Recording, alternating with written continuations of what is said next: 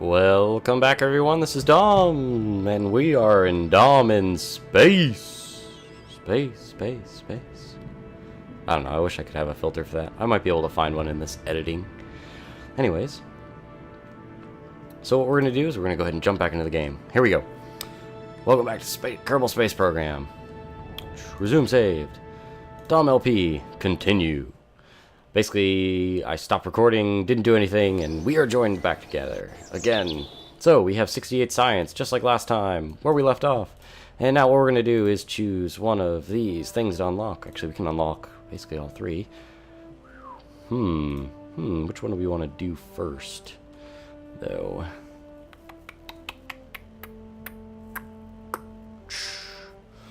Okay, so let me go ahead and explain what some of these parts are, because I know what they all are so far.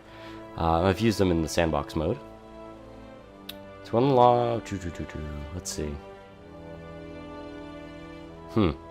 So this right here is the same engine we have before, except it's a little less powerful. But it has this vectoring, thrust vectoring ability. It's in that mumbo jumbo down there. Basically, what that means is it'll help with that stability control a lot, so we can actually change which way the engine's facing, and it does it all automatically just based on what keys you push. It just helps you fly a little bit straighter or turn a little bit faster. So this is a Separatron. It's basically a really small, let's see, rocket. One of those solid fuel rockets. It just, you turn it on, it blasts away, and it's really good for separating things. That's what it kind of says in the description there. Solid fuel booster, these are huge. These are like the ones you see on the side of the space shuttle. They're humongous, so I'm pretty excited about those. The only problem is I don't have a way to get rid of them off the sides, and this is our way of doing it. It's our radial decoupler. What this happens is it decouples not vertically like we had before with that ring that was in between the stages, but this one will push it off the sides, so that's really cool. We have a winglet, which it doesn't move, it's static. Nose cone to make everything more, I guess, aerodynamic. Next thing we could choose from is a little liquid fuel engine. It's actually very good in space and all that stuff when it comes to fuel consumption. So ISP and vacuum, it has to do with fuel consumption and all that stuff. Very nice. Power per, fuel burned or whatever. Landing struts, that's going to be very useful in the future. We're going to have radial mount parachutes, a little bit less useful for what we will have right now. So I'm going to go ahead and unlock, let's see, what'll help us get into a good orbit. I'm going to get this one. Let's get that one. Opens up some more for us. And we'll get, I really want this, so let's get this. And 45 science for all of these, so I don't have enough for that. Could have probably just researched this or this too, but whatever. I don't even have this in the one I've been playing. So let's see. Oh, it tells you the amount of parts you unlock. Oh, that's what the little bubble is for. Let's get this one too. The reasoning is because I will use the landing struts. Actually, no, I won't. Let's go ahead and we'll get it anyways. Who cares, right? Who cares? I want to get this very soon. That's my next goal. Yeah, that's my next goal. Cool. So we got all those parts. We're gonna go ahead and build us another rocket here, and we're gonna build a brand new one from scratch just to make it a little bit nicer. First, what we're going to do is get our main assembly thought out. So, based upon what I have here, I think I'm going to do the same thing I did last time. Just going to have, just like that. We'll have this for our crew reports. That's the best thing to use it for. Whoa, don't need that right there. Turn off my symmetry there. Crew reports. You lose 0 of your research, of your science, if you submit a crew report. There's an efficiency. We'll go over that when we're in space, since I watched back the last video and didn't explain it. I'm going ahead and put the parachute on top. This is basically the same rig we had last time. I could make a sub-assembly out of it. Actually, you know what? Let's try it. I haven't done that yet. I want to put this on there, though. Cool. Nope, I missed. Sub-assemblies. Assembly drop zone. Drag and drop part here to save it. It's a sub-assembly. The selected part is not attachable. Oh, okay. So I guess my pod doesn't count. Cool. So I guess everything below would count. So what we're going to do is make us a, I'd have to say, an orbital ready fuel system here. And we're going to go ahead and grab the one with thrust vectoring, our engine. So these are fuel tanks. Pretty sure I explained that last time. We're going to get really fast. We're going to go really, really fast here. So we're going to put 4 decouplers on. We're going to get solid rocket boosters. Kind of stick them on best we can. I think it's a little bit too high. So we'll go move this down a little bit. Maybe that's a sign I need to add a... yeah, you know what? I might as well. Solid fuel boosters will bring me up to speed. We'll add another fuel tank right there. And we'll put our thrust vectoring engine on the bottom. Probably move this assembly as well. Down a little bit. And we'll put some, for funsies, nose cones. Cool. Looks just about it. I think that's all I really want to put on there. Cool. So let's go ahead and test this out. So this will be Orbital Mark 1. Hopefully we actually make it this time around. Launch. No. You know what I'm going to do? Just in case. No, it doesn't matter, because I can always revert. We have Jebediah. He's my favorite anyways. I just don't want to lose him. You know, crash or something. So I'm going to go ahead and throttle to about 2/3. Turn on our SAS there, our stability control. And blast off. It's probably a little bit too loud. But right now, basically, we're being carried mostly, or actually, sorry, entirely, by our solid rocket fuel boosters. Because I forgot to, let's do that. Revert flight, revert to launch. Cool. Jebediah is still there. Good. So I didn't choose my stuff wisely. So this is all correct now. Now the main engine will fire as well. Cool.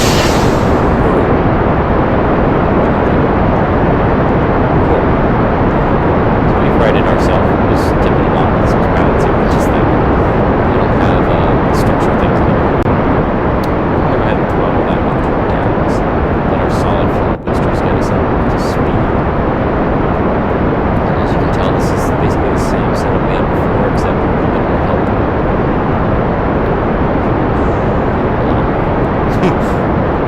So when we get up to a decent distance, let's go ahead and see what we're doing now. Nothing.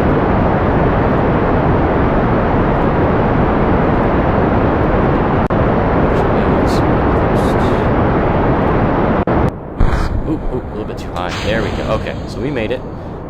Basically, with our solids gone now, we broke through the first atmosphere. We're going to go ahead and tip over towards this direction. Reasoning, because that's just what I'm used to. Going that way. And I'm going to go ahead and throttle up our engine again. See what happens if we do a crew report from here. That sounds good. Let's transmit that. While we're flying. Cool.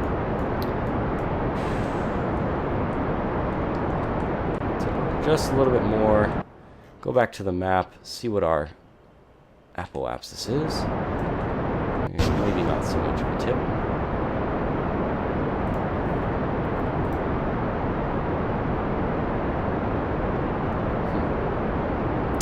I might as well. If the engine's running, report.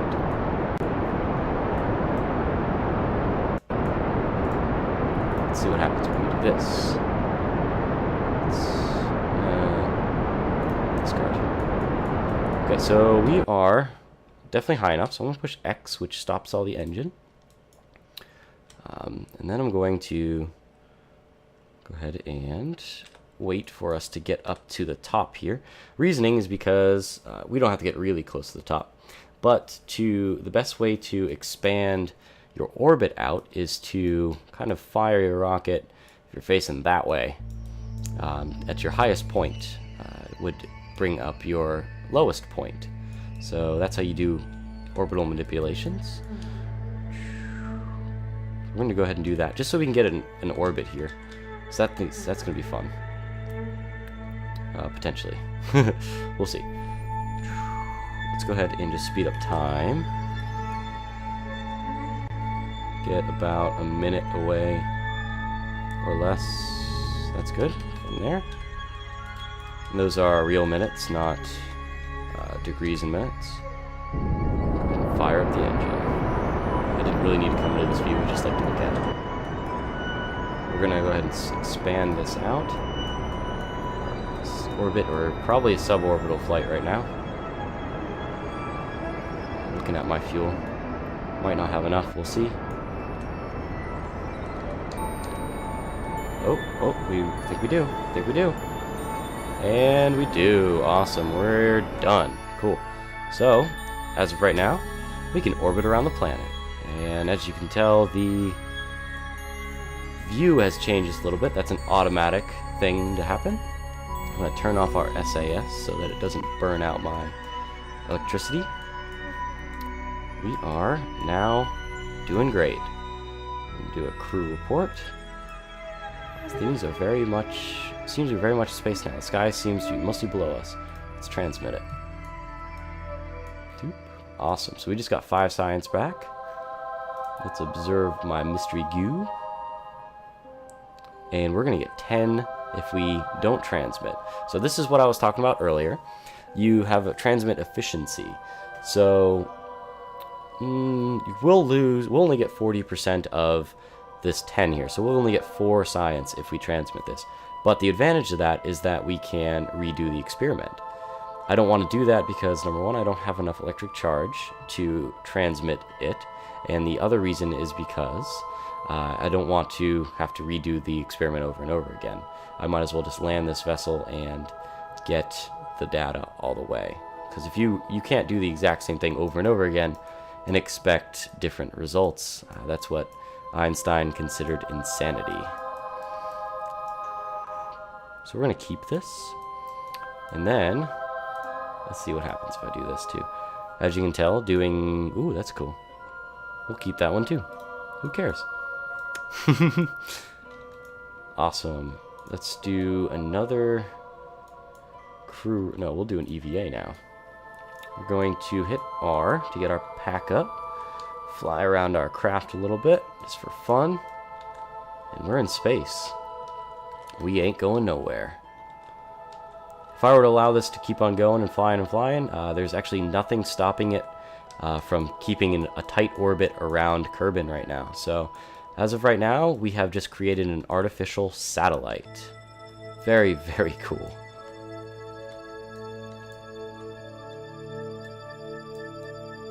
Very, very cool.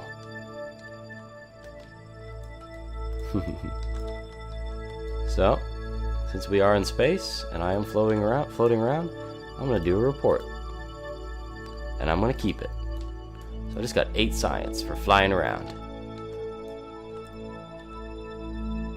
I've had a lot of experience with this game, and that's one of the reasons why I can do a lot of these things very easily, in knowing all those little tricks.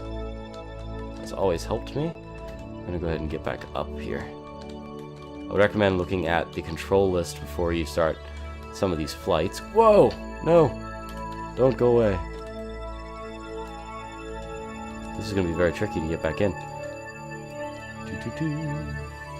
Yes, I would recommend looking at the controls before starting some of these risky flights here. I would consider a risky flight. No! Come on, buddy. You belong on the ship.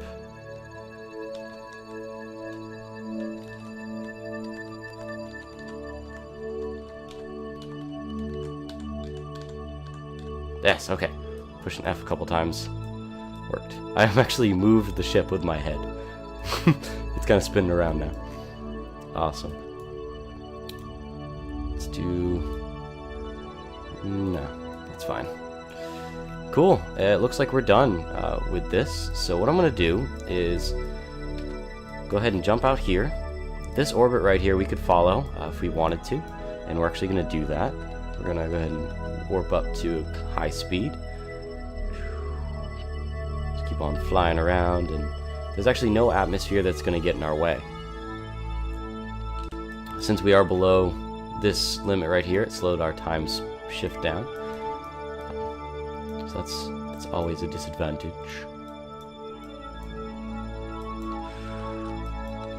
And yeah, cool. So we just did basically a whole orbit. When we get back to the apoapsis over here, I'm going to go ahead and fire my engines in the opposite direction. By the way, this is called a perioapsis. Periapsis. I guess that's what it's called. So we're going to go ahead and swing our ship. And what is doing that is the actual capsule itself. It's doing, has these torque wheels or whatever they're called. And I'm going to turn on my SAS just so I don't have to worry about it. And we're going to fire our engines off. Hold and shift. And that's all we needed. Just a little teeny boost. Shoot. Okay, cool. I'm going to land on land. Perfect. I really wanted to land on this land over here because it looks like mountains and stuff. So, as you can tell, the blue kind of goes and ends here. But I'm probably going to end up over here somewhere because of our wind resistance. And I want to make sure that all of my stuff survives. So, I'm going to go ahead and control from here. There we go. Just in case. I always do that. And I'm going to eject this huge thing right here. Since we have one nice descent all set up, this thing will go ahead and just kind of either burn up in the atmosphere or explode on contact. Don't know which one will do. So I'm going to go ahead and push the space bar. Ready? 3, 2, 1. We're loose! Awesome. Cool. So, like I said before, we're going to turn off our SAS to prepare for entering the atmosphere. Reason for that is just so that my heat shield here keeps... It's really, really dark. The heat shield on this craft will hit the atmosphere. So, let's go ahead and speed up time as fast as we can until we get to the atmosphere. It will right us for it ourselves. Okay. Actually, I'm going to do it. Okay. We're going to go ahead and get ourselves kind of positioned there. Awesome. I toggled on my SAS just to stop my rotation. Really, really dark. I apologize. So sorry.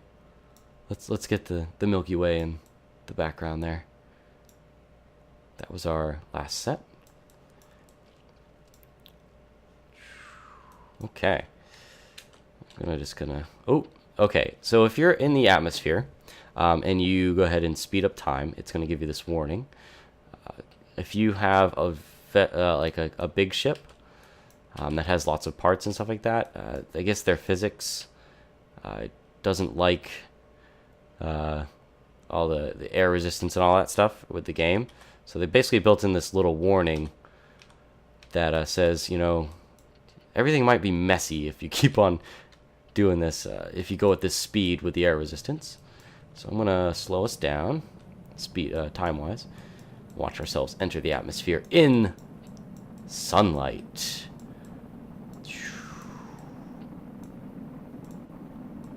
Awesome. And there's our debris right there. So he's going to be entering the atmosphere probably a little bit higher or further away from us. And he'll just keep going and explode eventually. It'll probably hit before we do because we have a parachute. Went out of our reach also, or our view. And this re-entry is totally different from our last one. Like I said before, we're going at an angle, kind of like this. We're going at an angle. Before, we had a reentry that was vertical, so we are slowing down dramatically, exclusively from the atmosphere. So that's what that red is. It's supposed to be like a burning fire. So we should see close to 0 wind marks at this point. We've entered the lower atmosphere. And we are on the mountains, just like I wanted to be. Perfect. Cool. Okay, I'm going to face this way. And the ship automatically rights itself. It has to do with the wind resistance and all that stuff. So since the wind is pulling it one way, it's going to, kind of face that way, kind of like a flag does. And we're going to go ahead and deploy our parachute. There she goes. Gives us a little bit of excess drag just with that position. And then 500 meters above the ground, it automatically deploys and gives us a 7 meter per second descent because of these cans. Mystery goo containment units. And we'll also probably fall vertically as soon as that deploys. Just about right. There we go. Now we're vertical. And a nice slow descent to the ground. Sweet. We are gonna do an EVA here to grab some mountain soil samples as soon as we touch down. But before that, I want to see if a crew report is useful. It is not.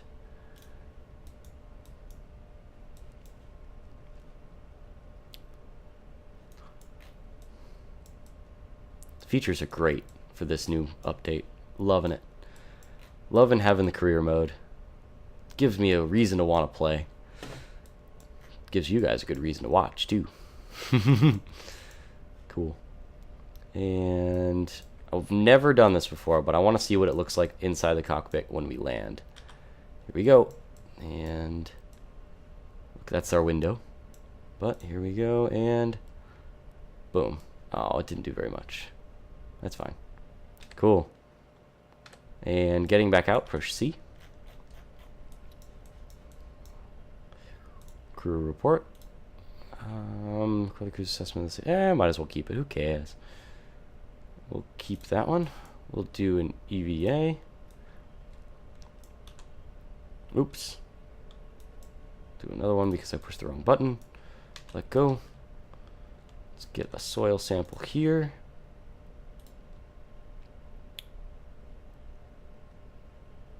Who cares? And we'll go back in. And there we go. That's the end of that. We're going to go ahead and recover vessel now. See how much science we got from it. See if we can unlock something. Oh, we got 36.2. So we have 61 science. Awesome. 45. 45. 45 and 45. So this is the next thing I wanted to get, and the reasoning is because this is the next mystery goo containment unit, if you want to put it that way. It is our basically what it does. It's a materials research unit. So what it exposes it just kind of like the same way that our mystery goo does, except it's much bigger and it gives us higher science output. And this is what I had. This is actually the last tier I opened up when I was testing out this this current version. So we're just about the same point that I was 2 days ago. Cool.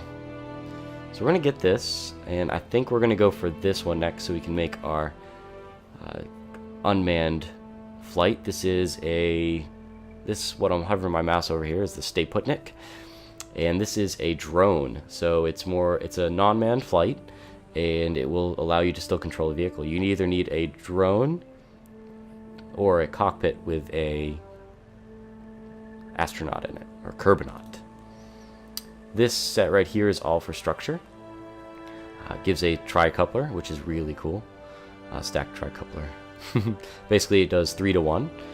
Allows you with 3 vertically stacked things attaching to one radial decoupler. This one is much more powerful than the ones we use, and I will use those in the future.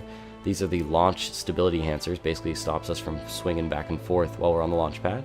And these are just struts, which are so useful. This is a larger fuel tank. I don't have this on the current version that I've been playing, so I'm excited to get these as well. But what we're going to do is grab the science tech. We're going to get the new communications array and the science junior and the battery pack. And that's so nice for us. The battery pack will allow us to bring energy into space. Make sure there's no more debris. Click on this for debris. And there's nothing out there right now. Perfect. Cool. So I think I'm going to end the episode in a couple minutes, but before that, we're going to go ahead and take a look at this new artwork back here. This is the kind of the astronaut lounge or whatever. I'm assuming they're going to be doing something else with this building other than hiring people. So what we're going to do is find somebody that we like and get him. Everybody's last name is Kerman. Aldred. Hanrid. Elman. I like Mervin. That's a cool name. Mervin's a cool name. I don't know what this courage or stupidity does. So, we'll see. We haven't lost any astronauts. So we're going to hire him, and we might use him in the next mission. The reason why you need that is actually because you might run out of astronauts with the amount of flights you'll have up in space in the future. So if you have a space station, you're going to need some astronauts. We're also going to take a tour of the space plane assembly plant. We can't really use this yet because we did. Wow, that is a really fast truck. Reasoning is because we don't have a set of wheels or anything that we can use to allow the space plane to take off. We also don't have any surfaces other than this winglet here to control our flight. So it's not useful until later game, I guess. Cool. So that was that.